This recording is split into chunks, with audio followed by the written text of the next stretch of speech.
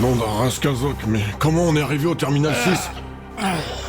Je crois qu'on a quitté le monde immatériel du chaos, Mais comment? en allumant les réacteurs à ions. Hein. Mais c'est quoi un Raskazok? C'est ce qui sert à faire la liaison entre un commutateur N60 Schlubo et une interface Galepax. Ah ouais, Je sais que t'as rien compris. ah ouais. Oh, ma tête. Content que tu émerges, Fioretta. On va pouvoir faire le point sur la situation et comprendre ce qui nous est arrivé. Et c'est tout simple ce qui nous est arrivé. Ah bon? J'ai mal.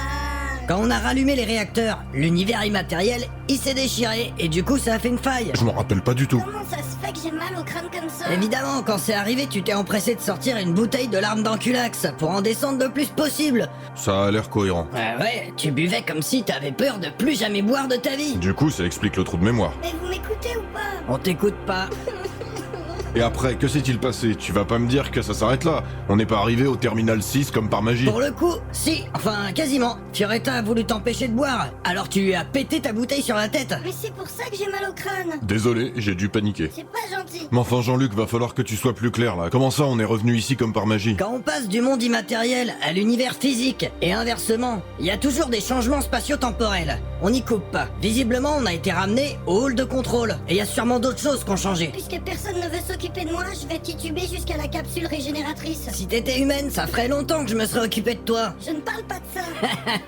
Je sais. Andouille. Salope. Fermez-la tous les deux. Jean-Luc va allumer la capsule et Fioretta vient ici. Je vais te porter jusqu'à celle-ci. Ah, bah quand même. Je comprends bien que t'essaies de récupérer un peu de leadership en donnant des ordres, mais j'allumerai rien du tout. Attends, bouge pas, il me reste certainement des bouteilles que je pourrais t'éclater sur la gueule. Rien à foutre, je vais plutôt aller nettoyer mon pistolet à plasma. Voilà, elle est bien celle-là. Si tu crois que tu m'impressionnes, hein, je vais pas me laisser. Aïe aïe aïe. Allez, va allumer la capsule. Ok.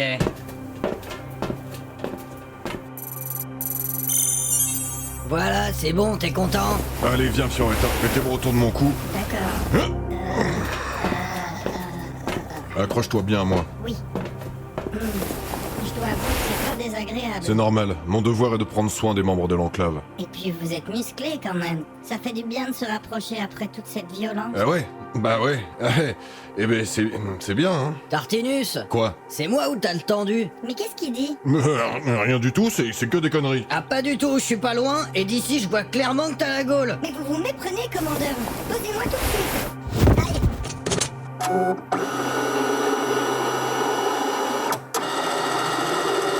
Dis voir Jean-Luc, dans les rares moments de délicatesse et d'intimité que je peux avoir avec quelqu'un, même si le hasard veut que tu sois présent à ce moment-là, ferme ta gueule s'il te plaît. C'est pas parce que t'es un handicapé social que c'est le cas de tout le monde. Je suis absolument pas un handicapé socialiste ou je sais pas quoi.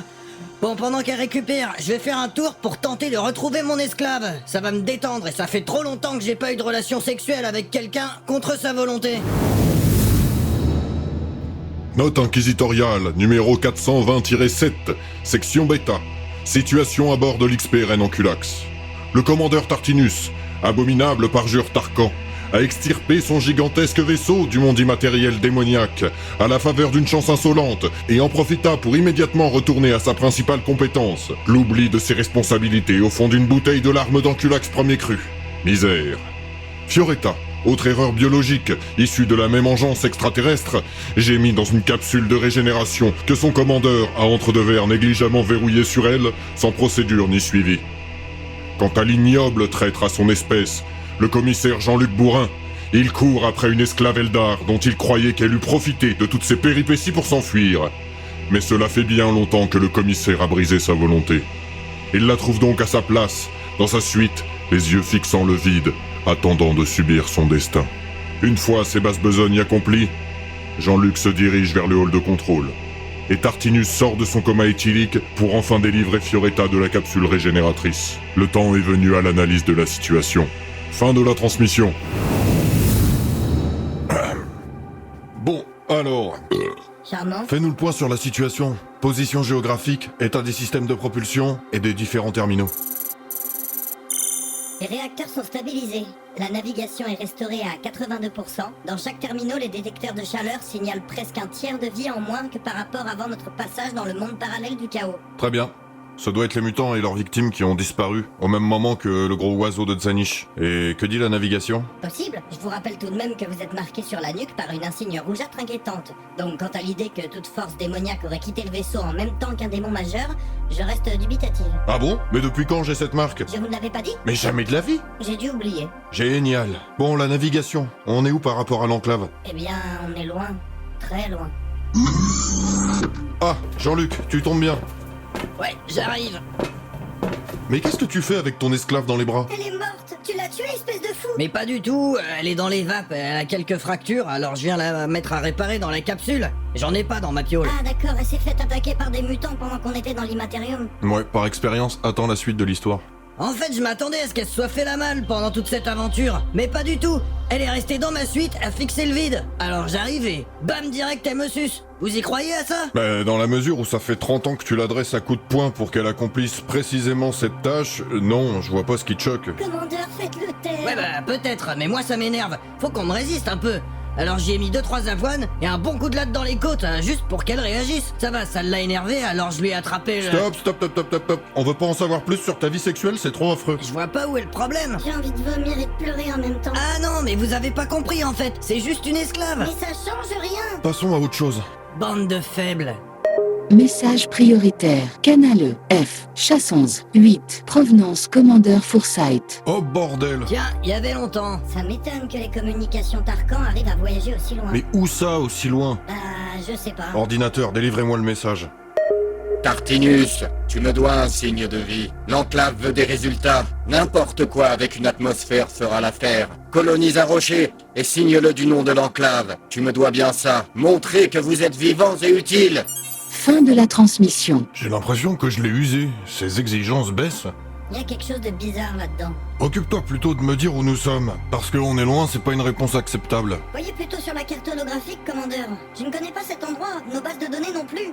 La seule chose que je peux dire, c'est qu'il y a une planète à proximité. Ok, très bien. Jean-Luc, l'Empire humain a-t-il connaissance de cette zone? Alors j'ai pas de repère précis sur votre carte, mais il semblerait que nous ayons atterri dans ce que nous appelons chez nous l'oméga du colon. Et qu'est-ce que ça signifie? Ben que c'est le trou de balle de l'univers. Super.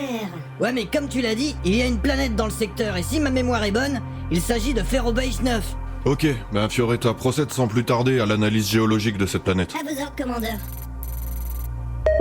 Eh bien, c'est pas probant. Cette planète est presque morte.